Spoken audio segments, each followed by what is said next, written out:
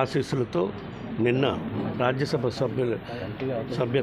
సభ్యులకి జరగబోయే ఎన్నికల్లో నామినేషన్ వేయటం జరిగింది. నేను, నాతో పాటు మా శాసనసభ్యుడు గొల్లబాబురావు గారు, మేడా రఘునాథరెడ్డి గారు. ఆ నామినేషన్ ఇచ్చిన సందర్భంగా తప్పకుండా ఈ ఎన్నికలో సంఖ్యాబలం ఉంది కాబట్టి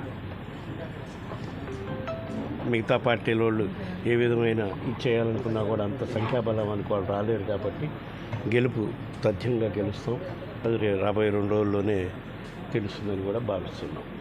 ఆ సందర్భంగా చట్టసభల్లో, లోక్సభలో కానీ రాజ్యసభలో కానీ ఏ విధంగా మన రాష్ట్ర ప్రయోజనాలు కాపాడటం కోసం పోరాటం చేస్తామో, లోగడ ఏ విధంగా చేశాము రాష్ట్ర ప్రయోజనాలు కాపాడటం కోసం రాజీనామాలు కూడా చేయటం చూసాం పార్లమెంట్ సభ్యులుగా మేమందరం. మళ్ళా రేపు ఎలక్షన్లు అయిపోయినాక మళ్ళా మన రాష్ట్రంలో జరగబోయే ఎన్నికల్లో కూడా 175 నియోజకవర్గాల్లో 175 అభ్యర్థుల విజయానికి మా శక్తివంతన లేకుండా పనిచేసి అభ్యర్థుల గెలుపు కృషి చేస్తాం. ఆ తర్వాత మళ్ళా మన రాష్ట్రంలో అత్యధిక స్థానాలు గెలిపించుకొని జగన్మోహన్ రెడ్డి గారిని ముఖ్యమంత్రి చేసుకున్నాక పార్లమెంట్లో కానీ రాజ్యసభలో కానీ మన రాష్ట్ర సమస్యలపై ప్రత్యేక దృష్టి పెట్టి కేంద్ర ప్రభుత్వంపై ఒత్తిడి తీసుకొచ్చి కానీ కేంద్ర ప్రభుత్వంతో సమాలోచనలు చేసి కానీ మన రాష్ట్రంలో, ఎందుకంటే గౌరవ ముఖ్యమంత్రి గారు సంక్షేమ పాలనతో పాటు అభివృద్ధి కార్యక్రమాలు ఏ విధంగా ముందుకు తీసుకొని పోతున్నామో గత 4.5 సంవత్సరాల్లో చూస్తున్నాం. అవి ఇంకా రాబోయే రోజుల్లో కూడా సత్ఫలితాలు ఇవ్వాలంటే మన రాష్ట్రానికి సంబంధించిన వివిధ కార్యక్రమాలకు కేంద్ర ప్రభుత్వ సహకారం అవసరం ఉంటుంది.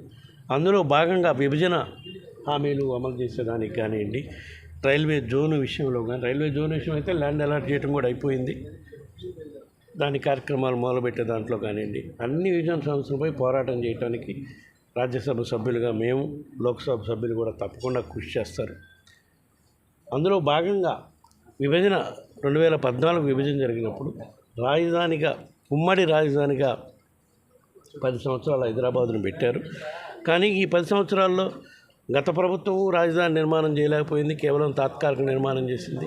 మేము మా ప్రభుత్వం వచ్చినాక గత 5 ఏళ్లలో చిత్తశుద్ధితో రాజధాని నిర్మాణం చేసే స్తోమత మనకు లేదని చెప్పి అన్ని విధాలా అభివృద్ధి చెందిన నగరం విశాఖని ఎగ్జిక్యూటివ్ క్యాపిటల్గా, పరిపాలనా రాజధానిగా చేద్దామని చేస్తే కొన్ని న్యాయపరమైన ఇబ్బందులు సృష్టించారు. న్యాయపరంగా ఇబ్బందులు కూడా ఎదుర్కొంటున్నాం కూడా ఈరోజు.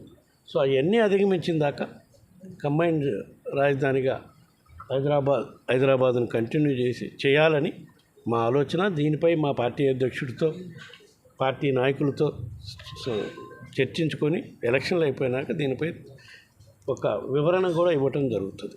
ఎందుకంటే విశాఖ రాజధాని వచ్చేసి ఉంటే ఇప్పటికీ ప్రాబ్లం లేదు, రాలేదు. ఇది ఎప్పుడు కార్యసాధన చేస్తామో తెలియదు, న్యాయపరమైన చిక్కులు ఎదుర్కొంటున్నాం కాబట్టి. అవి వచ్చేంతవరకు ఈ స్టేటస్ అన్న కంటిన్యూ అయితే, కంబైన్డ్ క్యాపిటల్గా హైదరాబాద్ కంటిన్యూ అయితే మనకి హైదరాబాద్లో తక్కువ ఉంటుంది, హైదరాబాదు రాజధానిలో మనకి ఇదిగా ఉంటుంది కాబట్టి అని ఒక ఆలోచన. దానిపై మళ్ళా మా గౌరవ ముఖ్యమంత్రి గారితో ఇప్పుడు సమయం కాదు, ఎలక్షన్లు అయిపోయినాక చర్చించుకొని ముందుకు పోవటం జరుగుతుంది.